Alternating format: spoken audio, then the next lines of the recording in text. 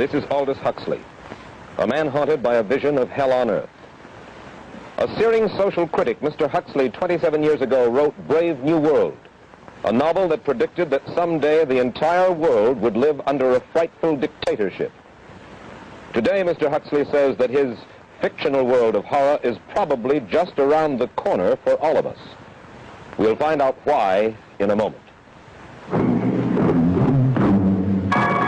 The Mike Wallace Interview, presented by the American Broadcasting Company in association with the Fund for the Republic, brings you a special television series discussing the problems of survival and freedom in America.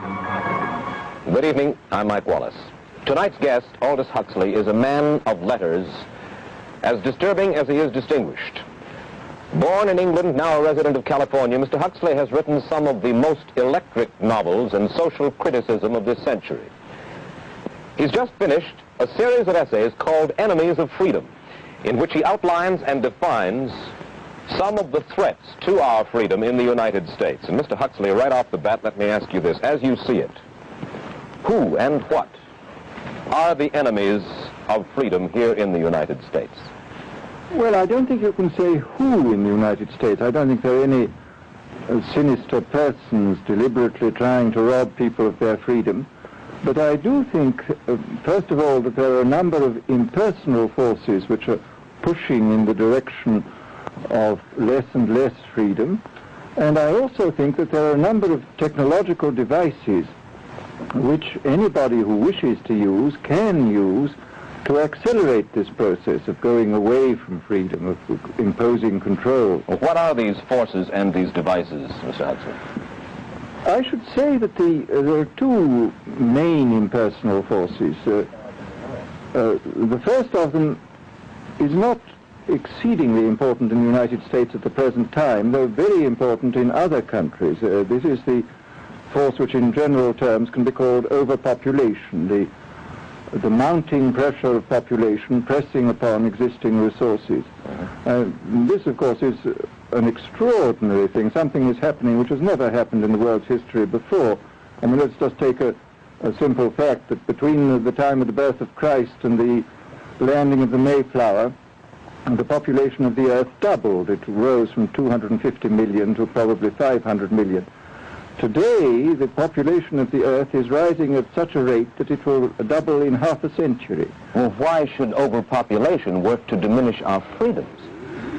Well, in a number of ways. I mean, the experts in the field, like Harrison Brown, for example, pointed out that in the underdeveloped countries, actually the standard of living is at present falling, that people have less to eat and less goods per capita than they had 50 years ago.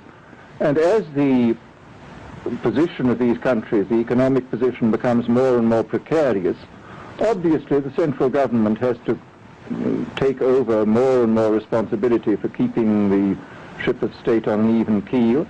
And then, of course, you're likely to get social unrest under such conditions, with again an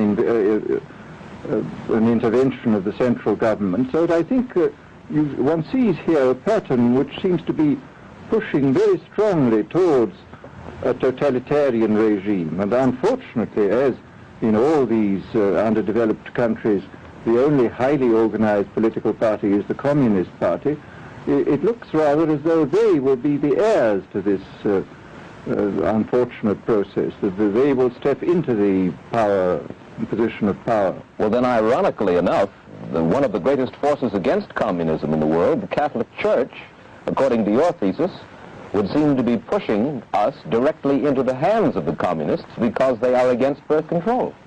Well, I think this strange paradox probably is true.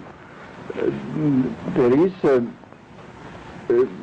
an extraordinary situation, actually. I mean, one has to look at it, of course, from a biological point of view.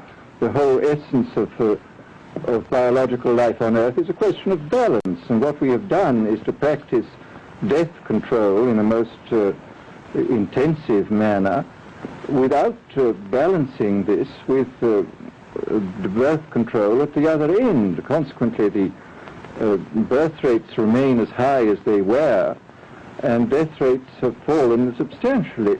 All right, then, so much for the time being anyway for overpopulation. Another force that is diminishing our freedoms. Well, another force which I think is very strongly operative in this country is the force of what may be called over-organization. As technology becomes more and more complicated, it becomes necessary to have more and more elaborate organizations, more hierarchical organizations. And incidentally, the advance of technology has been accompanied by an advance in the science of organization. It's now possible to make organizations on a larger scale than was ever possible before. And so that you have more and more people living their lives out as subordinates in these hierarchical systems controlled by bureaucracies, either the bureaucracies of big business or the bureaucracies of big government.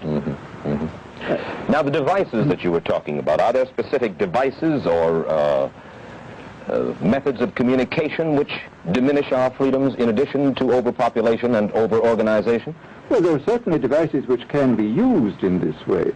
I mean, let us take, after all, a piece of very recent and very painful history is the propaganda used by Hitler, which was incredibly effective. I mean, what were Hitler's methods? Hitler used terror on the one kind, brute force on the one hand, but he also used a very efficient form of propaganda, which he was using every modern device at that time. He didn't have TV, but he had the radio, which he used to the fullest extent, and was able to impose his will on an immense mass of people. I mean, the Germans were a highly educated people.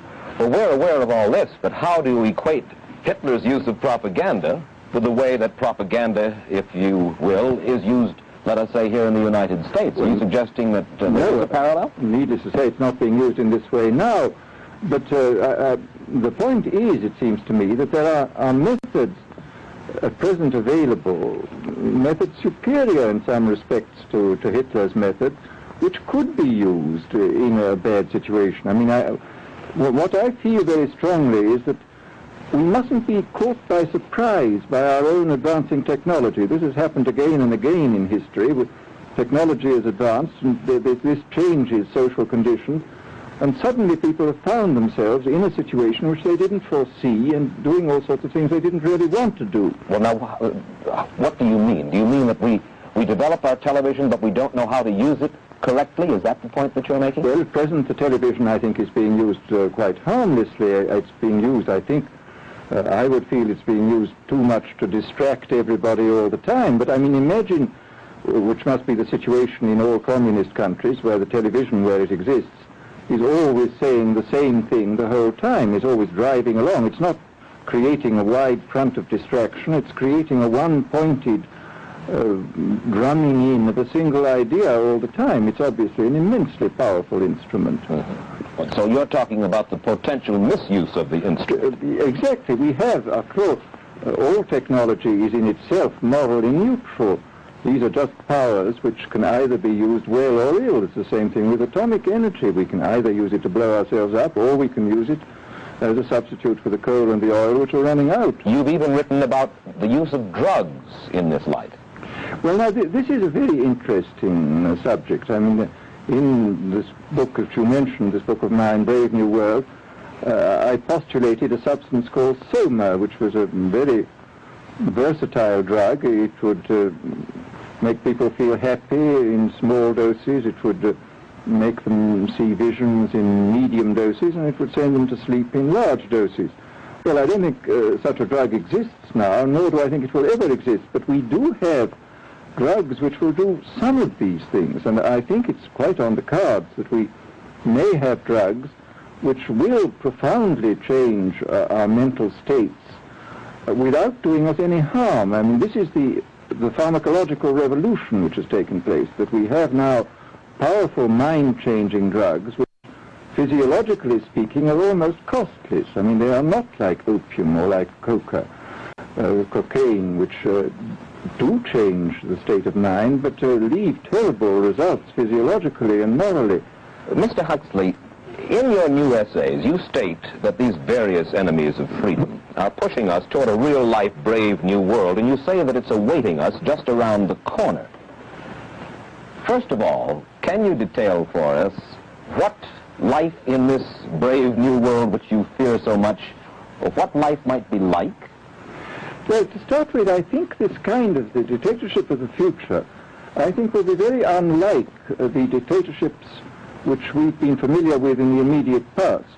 I mean, take another book prophesying the future, which was a very remarkable book, George Orwell's 1984. Well, this book was written at the height of the Stalinist regime and just after the Hitler regime, and there he foresaw a dictatorship using entirely the methods of terror, the methods of physical violence.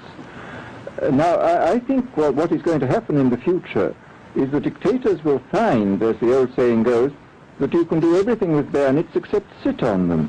But if you want to preserve your power indefinitely, you have to get the consent of the ruled. And this they will do partly by drugs, as I foresaw in Brave New World, partly by these new techniques of propaganda. They will do it by bypassing the sort of rational side of man and appealing to his subconscious and his deeper emotions and his physiology even, and so making him actually love his slavery. I mean, I think this is the danger, that actually people may be in some ways happy under the new regime, but they will be happy in a situation where they oughtn't to be happy. But let me ask you this. You're talking about a world that could take place within the confines of a totalitarian state. Let's become more immediate, more urgent about it. We believe, anyway, that we live in a democracy here in the United States. Do you believe that this brave new world that you talk about could, let's say in the next quarter century, the next century, could come here to our shores? I think it could. I mean, that's why I feel it's so extremely important here and now to start thinking about these problems, not to let ourselves be taken by surprise by the new advances in technology. I mean, for example, in regard to the use of the drugs, we know there's enough evidence now for us to be able, on the basis of this evidence and using a certain amount of creative imagination, to foresee the kind of uses which could be made by people of bad will with these things, and to attempt to forestall this. And in the same way, I think with these other methods of propaganda, we can foresee and we can do a good deal to forestall. I mean, after all, the price of freedom is eternal vigilance. You write in Enemies of Freedom, you write specifically about the United States. You say this, writing about American political campaigns. You say, all that is needed is money and a candidate who can be coached to look sincere. Political principles and plans for specific action have come to lose most of their importance. The personality of the candidate, the way he is projected by the advertising experts, are the things that really matter. Well, this is, during the last campaign, there was a great deal of this kind of statement by the advertising managers of the campaign parties, this idea that the candidates had to be merchandised as though they were soap or toothpaste, and that you had to depend entirely on the personality. I mean, the personality is important, but there are certainly people with an extremely amiable personality, particularly on TV, who might not necessarily be very good in positions of political trust. Well, do you feel that men like Eisenhower, Stevenson, Nixon, with knowledge of forethought, were trying to pull the wool over the eyes of the American public? No, but they were being advised by powerful advertising agencies who were making campaigns of a quite different kind from what had been made before. And I think we shall see probably all kinds of new devices coming into the picture. I mean, for example, this thing which got a good deal of publicity last autumn, a subliminal projection. I mean, as it stands, this thing, I think, is of no menace to us at the moment. But I was talking the other day to one of the people who has done most experimental work in the psychological laboratory with this, who was saying precisely this, that it is not at the moment a danger, but once you've established a principle that something works, you can be absolutely sure that the technology of it is going to improve steadily. And his view of the subject was that, well, maybe they will use it to some extent in the 1960 campaign, but they will probably use it a good deal and much more effectively in the 1964 campaign, because this is the kind of rate at which technology advances. And we'll be persuaded to vote for a candidate that we do not know that we are being persuaded to vote for. Exactly. I mean, this is the rather alarming feature, that you're being persuaded below the level of choice and reason. In regard to advertising, which you mentioned just a little ago, in your writing, particularly in Enemies of Freedom, you attack Madison Avenue, which controls most of our television and radio advertising, newspaper advertising, and so forth. Why do you consistently attack the advertising agency? Well, no, I think that advertisement plays a very necessary role, but the danger, it seems to me, in a democracy is this. I mean, what does a democracy depend on? A democracy depends on the individual voter making an intelligent and rational choice for what he regards as his enlightened self-interest in any given circumstance. But what these people are doing, I mean, what both for their particular purposes, for selling goods, and the dictatorial propagandists are doing, is to try to bypass the rational side of man and to appeal directly to these unconscious forces below the surface, so that you are, in a way, making nonsense of the whole democratic procedure, which is based on conscious choice on rational grounds. Of course, well, maybe you have just answered this next question, because in your essay you write about television commercials, not just political commercials, but television commercials as such, and how, as you put it, today's children walk around singing beer commercials and toothpaste commercials, and then you link this phenomenon in some way with the dangers of a dictatorship. Now, could you spell out the connection, or how do you feel that you have done so sufficiently? Well, I mean, here, this whole question of children, I think, is a terribly important one, because children are quite clearly much more suggestible than the average grown-up. And again, suppose that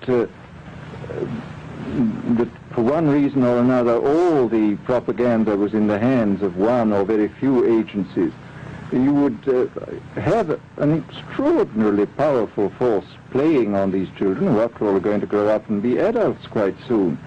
I do think that this is not an immediate threat, but it remains a possible threat. And you said something to the effect in your essay that the children of Europe used to be called cannon fodder, and here in the United States they are television and radio fodder.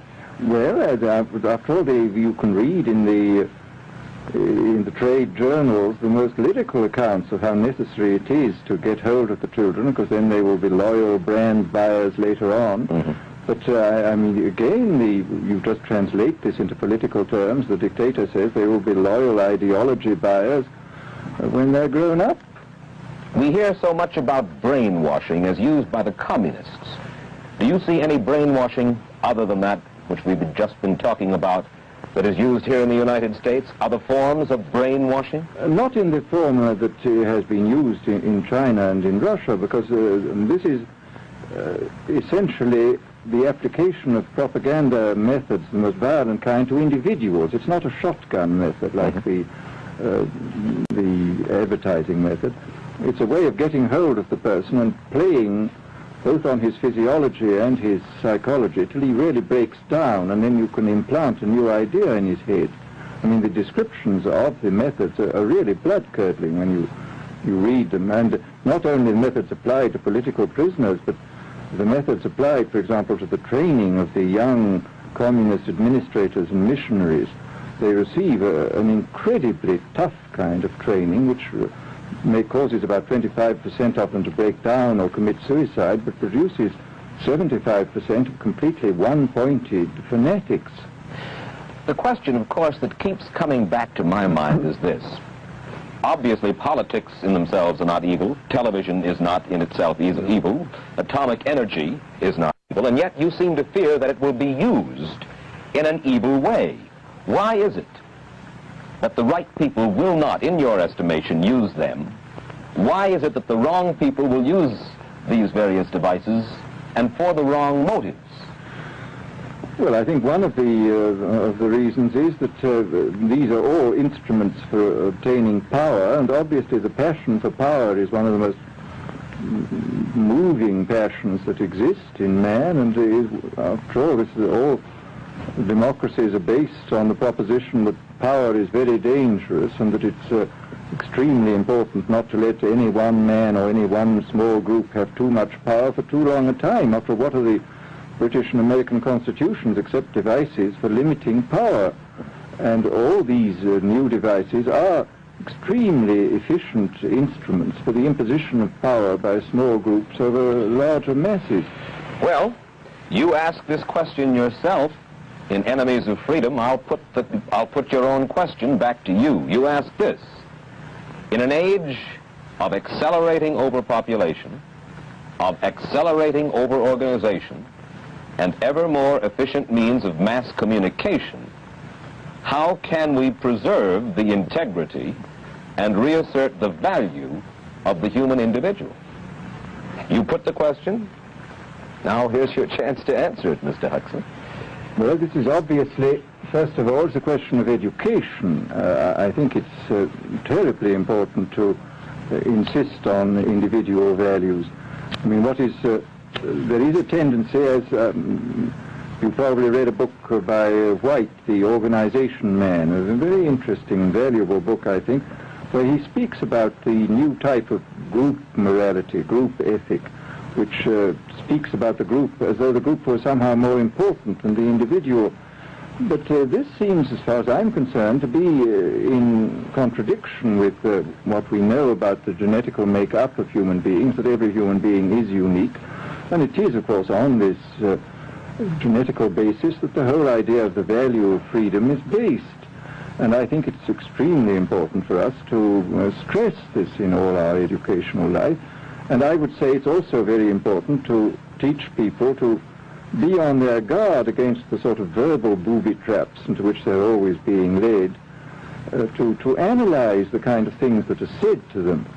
Well, I think there is this whole educational side, and I think there are many more things that one could do to strengthen people and to make them more aware of what was being done. You're a prophet of decentralization. Well, yes, if this is feasible.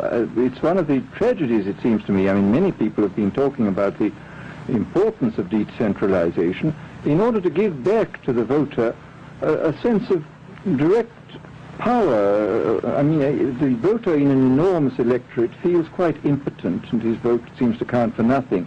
This is not true where the electorate is small and where he is dealing with a group which he can manage and understand. And if one can, as Jefferson, after all, suggested, break up the units into smaller and smaller units, and so get a real self-governing democracy. Well, that was all very well in Jefferson's day, but how can we revamp our economic system and decentralize and at the same time meet militarily and economically the tough challenge of a country like Soviet Russia? Well, I think the answer to that is that there are, it seems to me that the production, industrial production, is of two kinds. I mean, there are some kinds of industrial production which obviously need the most tremendously high centralization, like the making of automobiles, for example. But there are many other kinds where you could decentralize quite easily and probably quite economically, and that you would then have this kind of decentralized life. After all, you begin to see it now if you travel through the South, this decentralized textile industry which is springing up there. Mr. Huxley, let me ask you this, quite seriously. Is freedom necessary? As far as I'm concerned, it is, yes. Why? Is it necessary for a productive society?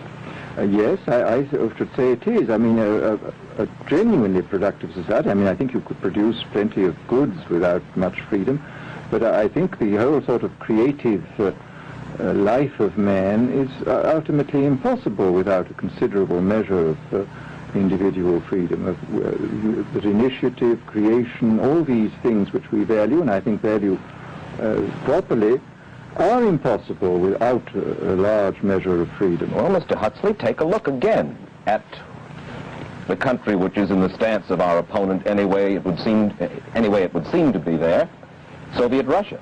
It is strong and getting stronger economically, militarily. At the same time, it's developing its art forms pretty well. It seems not unnecessarily to squelch the creative urge among its people, and yet it is not a free society. It's not a free society, but here is something very interesting, that those members of the society, like the scientists who are doing the creative work, are given far more freedom than anybody else. I mean, it's a privileged aristocratic society in which, provided that they don't poke their noses into political affairs, these people are given a great deal of prestige, a considerable amount of freedom, and a lot of money. I mean, this is a very interesting fact about the new Soviet regime, and I think what we're going to see is a people on the whole with very little freedom, but with an oligarchy on top enjoying a considerable measure of freedom and a very high standard of living. And the people down below, the epsilons down below, enjoying very little. And you think that that kind of situation can long endure? I think it can certainly endure much longer than a situation in which everybody is kept down. Because, I mean, they can certainly get their technological and scientific results on such a basis. Well, the next time that I talk to you then, perhaps we should investigate further the possibility of the establishment of that kind of a society, where the drones work for the queen bees up above. Well, but yes, but I must say I still believe in democracy. If we can make the best of the creative activities of the people on top, plus those of the people on the bottom, so much the better. Mr. Huxley, I surely thank you for spending this half hour with us, and I wish you Godspeed, sir. Thank you. Aldous Huxley finds himself these days in a peculiar and disturbing position. A quarter of a century after prophesying an authoritarian state in which people were reduced to ciphers, he can point at Soviet Russia and say, "I told you so." The crucial question, as he sees it now, is whether the so-called free world is shortly going to give Mr. Huxley the further dubious satisfaction of saying the same thing about us. Stay tuned for a preview of next week's interview. Till then, Mike Wallace, good night.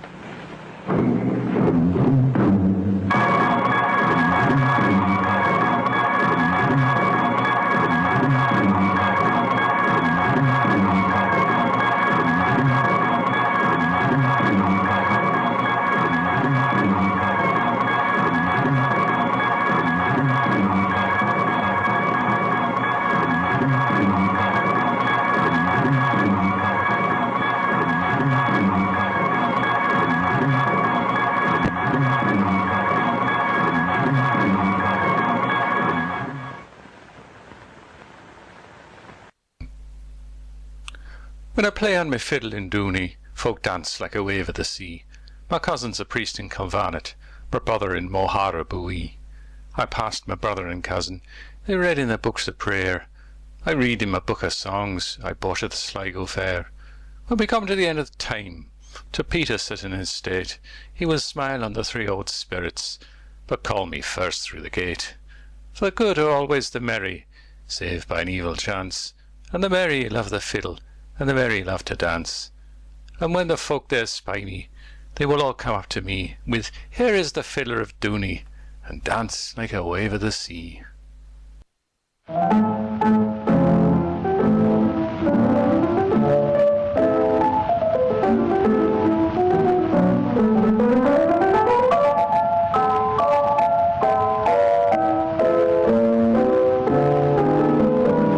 When I play on me fiddle in Dooney, folk dance like a wave of the sea. Me cousin is praised in Kilvarnet, me brother in Mohara. I passed me brother and cousin, they read in their books of prayer. I read in my book of songs I bought the Sligo pair.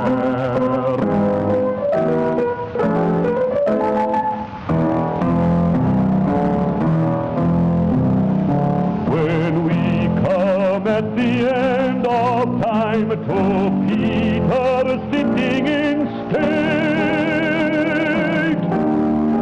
he will smile on the three old spirits, but call me forth through the gate.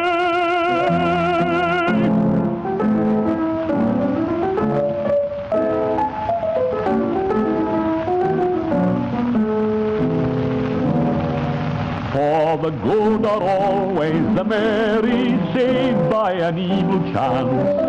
And the merry love the fiddle, and the merry love to dance. And when the folk there spy me, they will all come up to me. With here is the fiddler of Dooney,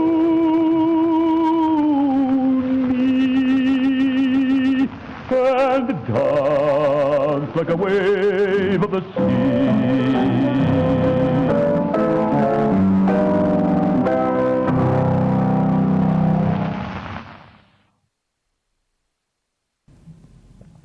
Hansel and Gretel sat down beside the fire, and at midday ate their little bits of bread. And when they had sat for a long time, their eyes closed with tiredness, and they fell fast asleep.